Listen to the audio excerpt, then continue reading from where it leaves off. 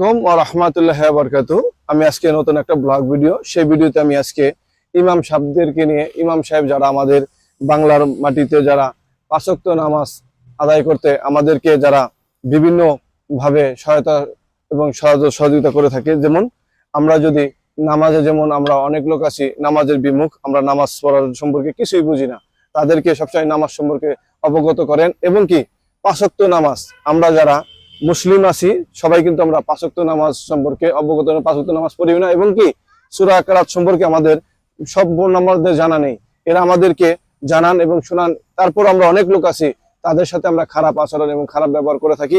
এবং কি আমরা তাদের কথায় গুরুত্ব দেই না। গুরুত্ব কোন সময় দেই? যখন আমাদের বয়সটা বেশি হয়ে যায়, যখন আমাদের নামাজের পড়তে গেলে আমাদের পা এসে যায় বা বিভিন্ন পিসাব এসে যায়, বা আমরা নিজেকে কন্ট্রোল রাখতে পারি না, আমরা বেশিরভাগ সময়ই তখন আমরা নামাজের প্রতি আগ্রহী হয়ে থাকি। কিন্তু এরা সবসময় বলা হয়েছে যুবক বয়সে নামাজ হচ্ছে সর্বাপেক্ষা উত্তম। এই সময় আমরা কোনো গুরুত্ব দিই না, এই সময় আমরা কথা বলো না, এই সময় আমরা বিভিন্ন কাজে বিভিন্ন ভাবে আমরা ব্যস্ত থাকি। এইভাবে একটা লোককে, যেমন এক হুজুর, তাকে দায়িত্ব দেওয়া হয়েছিল এই মসজিদের ব্যাপারে। মসজিদে যে পাঁচ ওয়াক্ত নামাজে, পাঁচ ওয়াক্ত যে আজান দেওয়া হয় এবং কি বিভিন্ন কাজকর্ম সম্পর্কে অবগত করার জন্য একজনকে দাওয়াত এইভাবে দায়িত্ব দেওয়া হয়েছিল। সে 7 দিন মাত্র দায়িত্ব দেওয়া হয়েছিল, সে 7 দিনেই সে পালন করতে গিয়ে সে ব্যর্থ হয়েছে। ব্যর্থ বলতে সে বলছে এই দায়িত্বগুলা পালন করা আমার পক্ষে সম্ভব না, এটা অনেক কঠিন কাজ আর এটা সবার পক্ষে সম্ভব না। তাই হুজুররা কিভাবে এই দায়িত্ব পালন করেন, তাদের অনেক কষ্ট হয়ে যায়, তারা অনেক পরিশ্রম করে, তাদের অনেক ত্যাগ স্বীকার করে এই দায়িত্ব পালন করতে হয়। কারণ হচ্ছে পাঁচ ওয়াক্ত নামাজ পড়া, পাঁচ ওয়াক্ত নামাজে এর দাওয়াত দেওয়া, পাঁচ ওয়াক্ত নামাজের জন্য আজান দেওয়া, 5 বার সবাইকে দাওয়াত দেওয়ার জন্য অনেক পরিশ্রম করতে হয়, অনেক চিন্তাধারা, অনেক কিছু এখানে অবগত থাকে।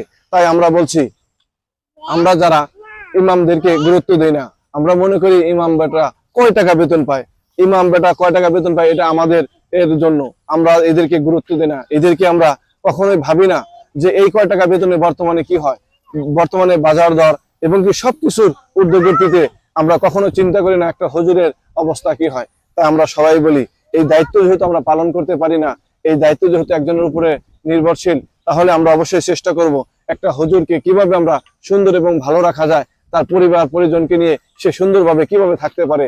তাই আমার সবার কাছে দোয়ার দরখাস্ত এবং ভালোবাসা, এবং সবাই বলবেন আমার হুজুরের জন্য বেতন এবং যেটা ভালো হয়, যেটা আলোচনা সাপেক্ষে এদের সুবিধা হয়, এটা করে দিলে আমার মনে হয় হুজুরদেরকে বেতন অবশ্যই বাড়িয়ে দেওয়া উচিত। কারণ অন্যান্য জায়গায় চাকরি করলে দেখা যায় ওভার টাইমের সুব্যবস্থা রয়েছে বা বিভিন্ন এর ফাঁকে অন্য কিছু কাজ করা যায়, কিন্তু ইমাম সাহেবের জন্য অন্য কিছু কাজ করার কোনো ব্যবস্থা নেই এবং কোনো সময়ও বের করা যায় না। কারণ পাঁচ ওয়াক্ত নামাজ পড়তে গেলে তাদেরকে পরিষ্কার পরিচ্ছন্ন রেখে, তাদেরকে মানুষকে দাওয়াত দিয়ে অন্য কিছু করা তাদের পক্ষে সম্ভব হয় না। তাই আমরা বলবো হুজুরদের দিকে আপনারা সবাই একটু খেয়াল করে এদেরকে ভালো রাখার জন্য, ভালো থাকার জন্য আপনারা অবশ্যই সুব্যবস্থা করে দিবেন।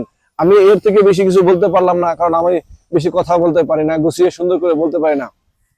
আপনারা যারা অনেক কিছু জানেন, অনেক কিছু বোঝেন, তাদের উদ্দেশ্যে বলছি, আপনারা ইমাম সাহেবদের প্রতি সুন্দর এবং সুনির্দিষ্ট এবং সুচোখে তাকিয়ে তাদেরকে ভালো থাকার ব্যবস্থা করে দিবেন। আজকের মতো এই ভিডিওটি এখানে শেষ করছি। আল্লাহ হাফেজ।